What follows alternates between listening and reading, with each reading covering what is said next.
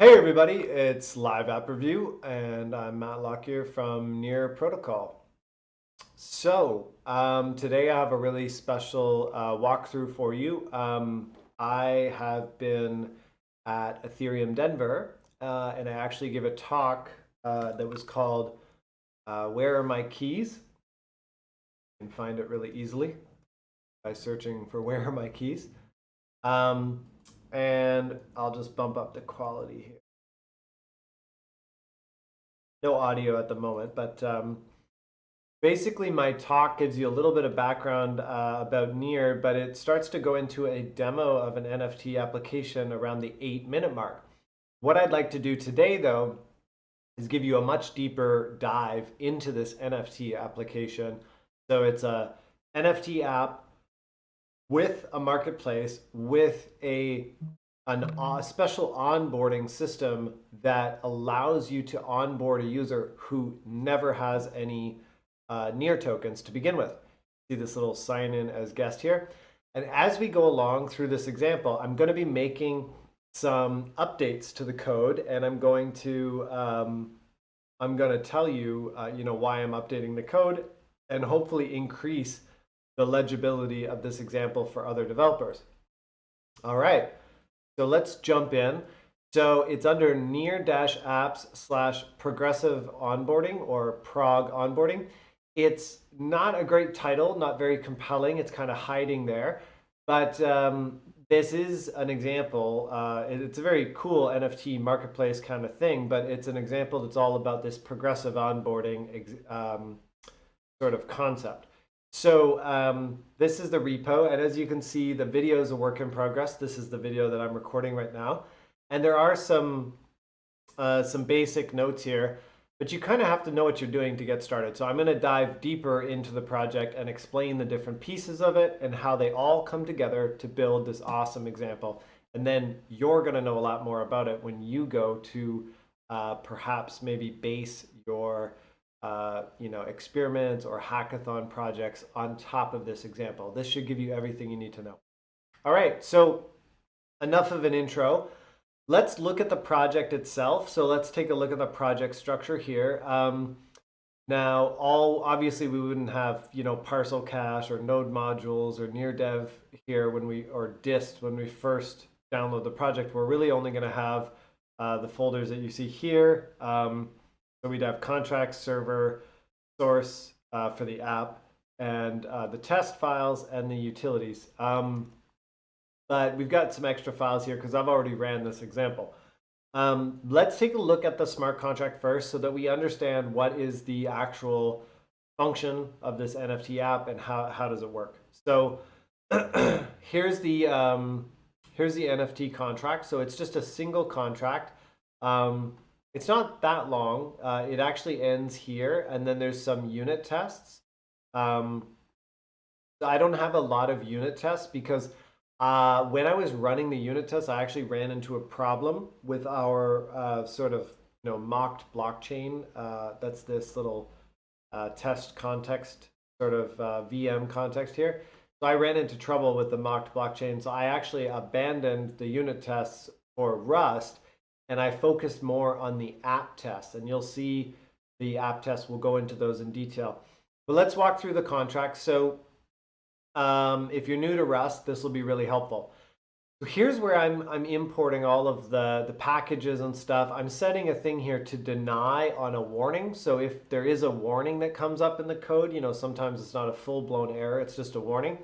I'm going to deny the compilation or deny that this, this WASM compilation or target should actually be compiled. And the reason why is because I guess financial use cases, you want to make sure that if there's a warning, you actually take it seriously because you're going to be handling people's funds. So then I use the hex package. I'll tell you about why in just a sec. And then, sorry, they call them crates, in Rustland. And then I use a whole bunch of stuff from the NEAR SDK. And then I use this CERD or CERDA serialize. And this is just related to the JSON types here. So that's JSON types from the NEAR SDK handle data coming in and out of the smart contract. And the rest is basically has to do with the NEAR Rust SDK. So when you're developing Rust smart contracts, you're going to want to go to the NEAR Rust SDK. Mine always defaults to like this really old version. I have no idea why, but we're on version 2.0.1 now. So when you're developing these Rust smart contracts, you're really going to want to come, to this page, and you're going to want to check out all of these different types. So you can see I'm pulling in account ID, public key, balance, promise. They're all here. And well, promise is one of the structs here. And this is a really important variable too, the end variable. This basically is like in Ethereum, when you have, message.sender, message.value, this is that variable. So this gives you all the information about the current sort of state of the blockchain inside a smart contract function. Okay, so back to the contract. So what we're going to do is we're going to declare some const here. So we're going to declare the minting fee. So if a user already has NEAR and they are trying to mint an NFT with this smart contract, the smart contract has to pay for the storage. So let me break this down for you. Actually, it'll be fun if we just draw. ScalaDraw is my favorite drawing program. So let's break it down here. Oh, I already got a drawing, but I'll just I'll zoom out of that, and we'll just draw over here really quick. So here's the app contract, and here is you as a user. Now you're both account IDs, right? So we'll just call this like account A, and we'll call this account B. Okay, so this contract basically that you are going to make a transaction to. So you're going to say, mint my NFT, right? So please mint. You're going to call the mint function. And this contract here has to actually create the NFT inside of its contract, right? So we have a storage based, we have a rent based storage model. So basically account A needs to basically go, let's say it's just like 100 units. So they need to add 100 units after you, account B, call the mint function. Now you're probably thinking to yourself, well, this isn't how it works on Ethereum land. Like, this is weird, right? Why is account A paying for storage when I'm the account calling the function? Because in NEAR, we make a distinction between something called gas burnt. So that's, maybe minus 25 units of gas for this mint, and gas that is paid for storage. I'm going to actually change that to a minus there. I'll zoom in a bit too. Oh, double minus, extra minus. Well, that would be a plus. So basically, we make a distinction between the two. Okay. So account A is now minus 100 NEAR, but here's the sort of the kind of kicker or whatever. If in the next example, let's say account A decides to delete the NFT, or you decide to delete the NFT or whatever, right? Basically, do it like this. If the NFT is deleted, then that does in fact turn back to a plus 100 for account A. Okay, so that's how it works. It's very simple. And then there would be some amount of gas that would be burned in the deletion. So I mean, let's say it was in fact you again that called delete. Okay, so you called delete on the NFT. So then that's also, gas burnt. So you burned gas just like you did in Ethereum. You burned the gas to gas fees and you never get it back. And now this storage amount is given back to account A, but the gas burned from account B is still NEAR tokens that are completely lost. So I hope that kind of clears it up. Basically, the account that is storing information in its data structures is the account that has to pay the NEAR rent storage costs. And it is called rent because they're basically just renting it. the accounts that are calling the methods on the smart contract are the ones that are paying the gas burnt. So there's gas for storage and there's gas burnt that is never coming back. So I hope that kind of clears it up.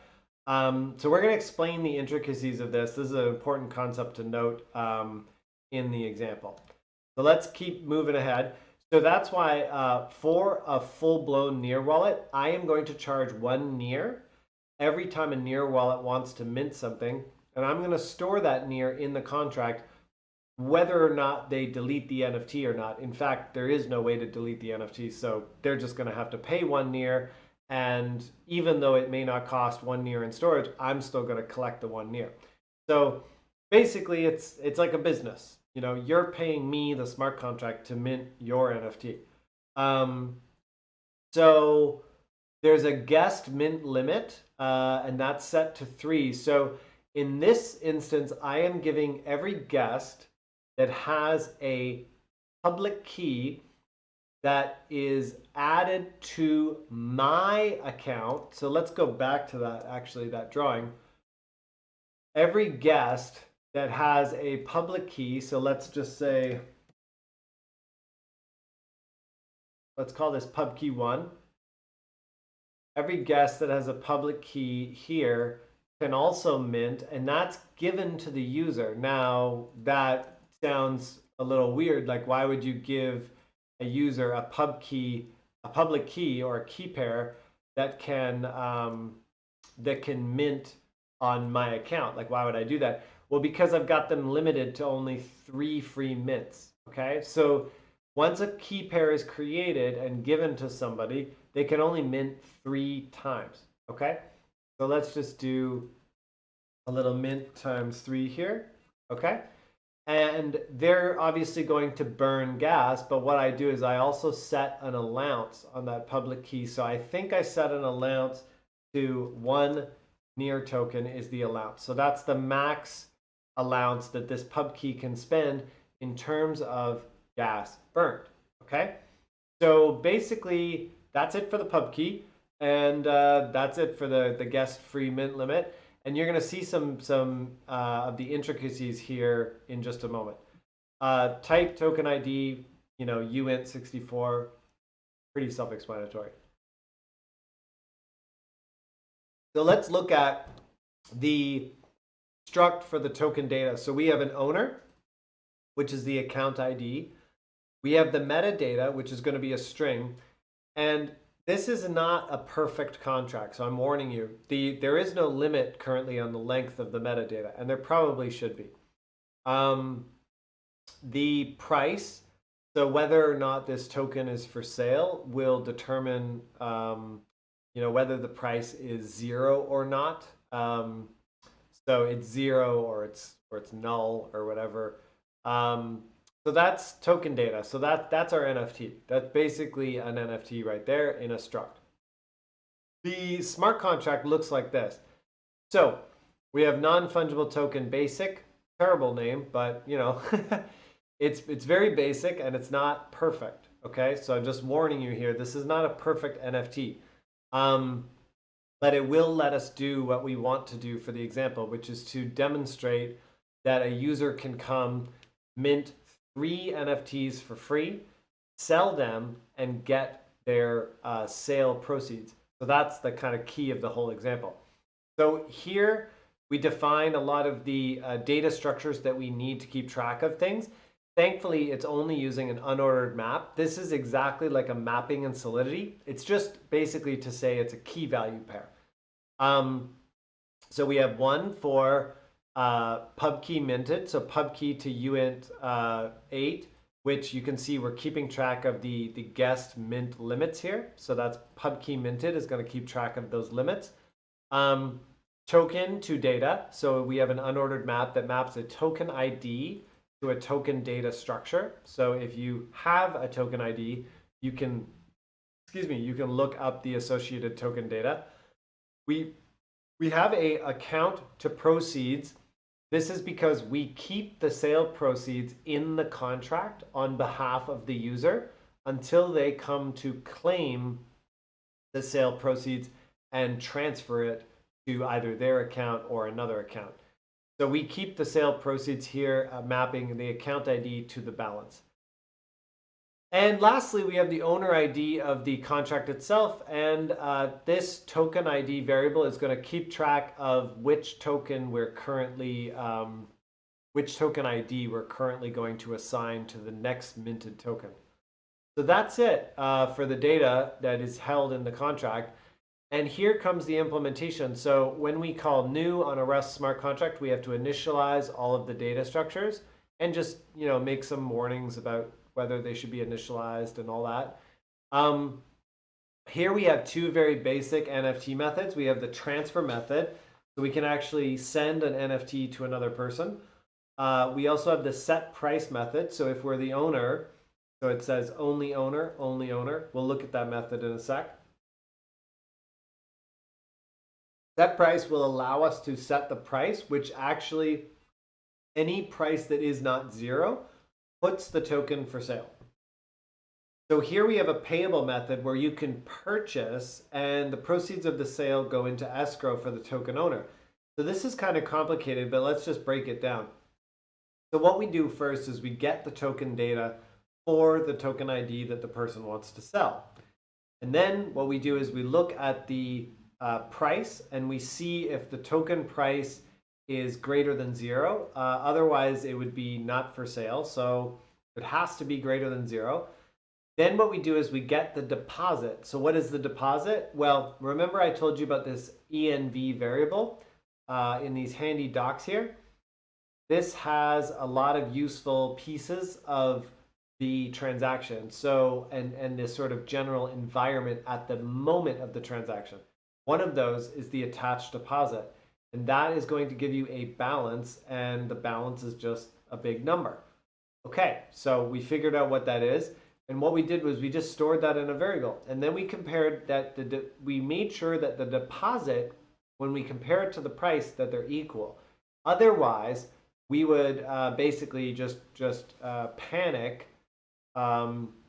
Panic is like a reversion, a revert out of Solidity, or just basically a return out of a function, except with the fact that it undoes anything that it did before. So if there were any state manipulations up here, this assertion fails, it would undo them and exit out of this function. So that's how that works. So we just check that the deposit equals the price. And then we go ahead and we update everybody and we make sure that the money goes to the rightful owner and things like that. Excuse me. So next thing to do is to change the token ownership and to set the price back to zero, because the new owner doesn't immediately want to sell the token for the same price that they just bought it for. So that's it. And then we just update that. So withdraw allows the account owner of the sale proceeds, remember all the funds from sales are held in escrow, to actually withdraw the funds. Now here's where you could actually have a little fun. So you could take a percentage of the sale proceeds as the marketplace upon the exit. So when the user sells a lot of items, it would go into this escrows, like it's just a mapping here. It would go into this account to proceeds mapping, but the user has to call this method in order to get their funds out. So basically, you could institute like some sort of fee or whatever if you wanted to. That's, arbitrary choice, up to you. There's also this guest mint. Okay, so there's two minting functions. There's guest mint and there's mint token. So they both actually do the same thing. The guest mint is only available to be called by the contract owner. So this is an important point to make. So all of the keys here, public keys, whether it's the master key from account A, calling the contract, or a public key that has been given to a user, and this could be public key N down here, math notation, right? ... N means there could be a lot of them, okay? all of these public keys have this account ID. Okay, now that's, I'll just put that down there. That doesn't work. So all of them have this account ID, any key here. So when I say only contract owner, if we look at that method, we are just making sure that the signing account ID, so the signature reveals an account ID, and we're making sure that that matches the owner of the contract. So only keys that are added to the contract, only public keys that are added to the contract, of which there could be, n number of public keys, will reveal account A. Okay, cool. So we got through that. That's only account owner for the guest mint. And remember, the guests are given a key. They're invited guests for this very temporary guest minting process. Now, their public key mint limits are checked and updated. And then if everything checks out and they're under their public key mint limit, they are allowed to mint a token. So we would basically call self.mint, which is down here. So this is the main minting helper. When you have a regular wallet account and you are not a guest, you call mint token, and basically you pass in the same arguments, and we just check the deposit and make sure that the deposit matches the mint fee. Remember what I told you about storage, right? The account, even if it's another account, like another wallet account, account B, if they call mint, account A has to pay minus 100 units, maybe.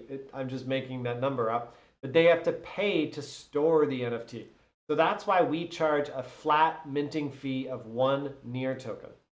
Okay? So we check that the deposit equals the price, and so the user has to attach the deposit there. And then if that all checks out, we mint the token. Cool? Okay. So minting the token is really simple. We just take the current self token ID, which starts out at 0. We increment it. So all the token IDs will actually start at 1. And then what we do is we check to make sure that the token isn't already taken. And this is just like it shouldn't be because of this one line of code here, because it's kind of like serving like a nonce. So this should actually never be false. We could even take it out if we want to. Oh no. I mean, it's never gonna change. So we would mint this token by basically attaching or creating the token data. And then what we're gonna do is we're gonna insert it in that token to data data structure. Remember, I showed you those data structures up before. They're just keys to mappings. Like, so it's a key, keys to values. So the key is the token ID, and the value is the token data with the owner ID, the metadata, and the price.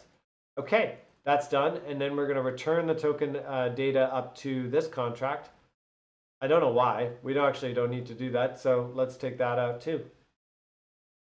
And that should actually maybe clean up some gas fees and stuff, because we already have the self token ID, which we read out after the mint, and we return that. So remember, the token ID is incremented to the current token ID that we're going to use. And then at the end of this line, we return to here, self.mint, and we return the value of self.token ID, which should be, at this point, incremented. And we just return it. So that's it. Okay, so only owner. So this is where it's just a little bit of a tweak on a classic only owner pattern in these NEAR contracts. So usually we refer to the caller of a transaction as the predecessor. So that's the environment signer account ID. So basically, that is, in fact, I like to call it the signer. I mean, I'm just concerned about who the signer is of this transaction. So who's the signer? Well, the signer is the signer account ID from this environment variable. Now, if the signer doesn't equal the account ID that we're trying to do actions on behalf of, then we've got a problem, right? However, if we are using a guest key, this will never be true. But what will be true is that the implicit account ID will actually equal the account ID of the owner of the token. And it's kind of hard to explain that, but I do it again. Well, actually, no, I actually do it on the other side. So I do it outside the transaction. I do it in JavaScript. So what I'm saying here is kind of hard to understand. So remember token data. We store the owner ID and we store the account ID.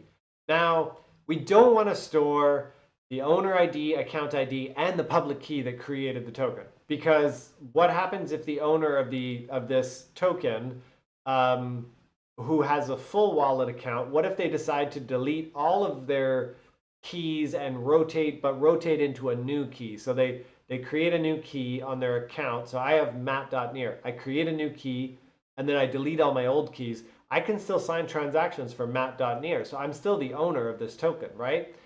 Now, what we're trying to do here is we're trying to marry this concept. Whoops. We're trying to marry this concept with the concept of what's called an implicit account ID.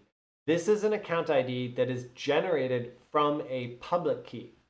So every public key in NEAR generates a unique account ID. So you usually have a unique public key, and we can generate a unique account ID out of that, called an implicit account ID.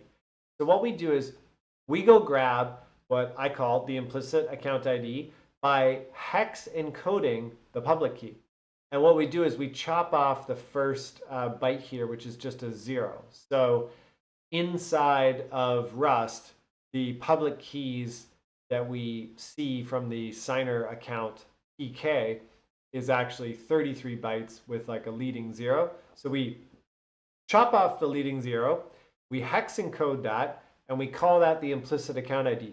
Now you're going to see in the app test that I do the exact same thing on the JavaScript side. So I do the exact same thing here in JavaScript, and that is the account ID that I use when I do guest minting. So I use a public key. Remember, a public key that is attached to account A or the app account, and I feed in my implicit account ID as the owner of the token, the NFT, and then when I go to do typical NFT movements, I have to prove that I can sign for that implicit account ID. So there's just one extra piece of logic or one extra check here that checks, and it only checks if the signer doesn't equal the owner account ID. So in most situations, you would just get to this point and you'd be fine because the signer would equal the account ID and there would be no panicking and everything would be cool. But in this case, with the guest minting, after the guests have minted, they are going to set the price of their token. They could transfer their NFT. They could do whatever they want. And that would be basically, that would be a check here. So again, there are going to be, so that's it for the contract really, actually. The rest is just view methods. We looked at only contract owner before. This just gets the data out of the chain. So we can get we can get how many times we minted as a guest. We can get the proceeds of all of our sales. We can get the token data when given a particular token ID. And we can also get the number of tokens that are currently minted from this contract. So again, is this contract perfect? Is it a perfect NFT contract? No. Is it a standard? No. But it does serve our purpose. It allows us to let guests mint and basically create their NFTs.